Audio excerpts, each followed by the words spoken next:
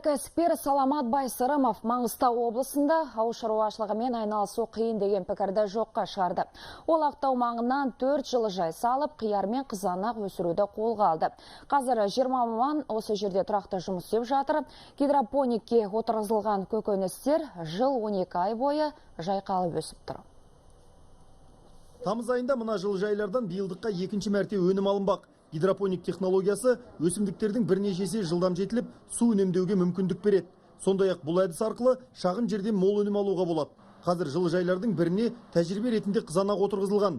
Кәсіпкер тың тәсілді өз ісінде байқап көрмек. Гидропоника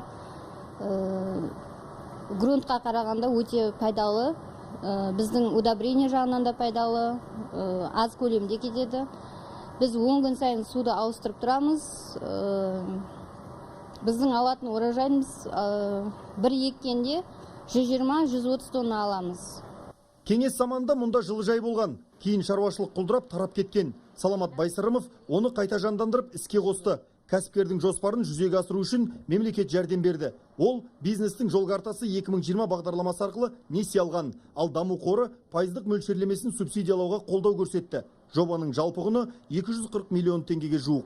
Здесь, знаете, вот не было отопления вообще. Мұнда жылыту жүйесі жоқ болатын. Толықты өзіміз жүргіздік. Терезе деген атаумен болған емес. Міне осыншама шаршы метрді әйнекті жаңадан ауыстырдым. Тыңайтқыштар сатып алып, су жүйесін кіргізіп, толықтай жөндеуден өткіздім. Оған қаражаттың барлығын осы жұмыстарға жұмсадым. Қазір шаруаның жылыжайында өсетін қиярларға облыс нарығында сұраныс көп. Тауар көтерме бағамен өткізіледі. Кәсіпкер қосымша тағы бір жылыжай салуды жоспарлап отыр. Жаңа жұмысшылар алып, ісін жандандырмақ. Руслан Бақытбекұлы, Тамара Степанова, Саламат Бекбаев, Бақытжан Бапаев, Ақтау 24 KZ.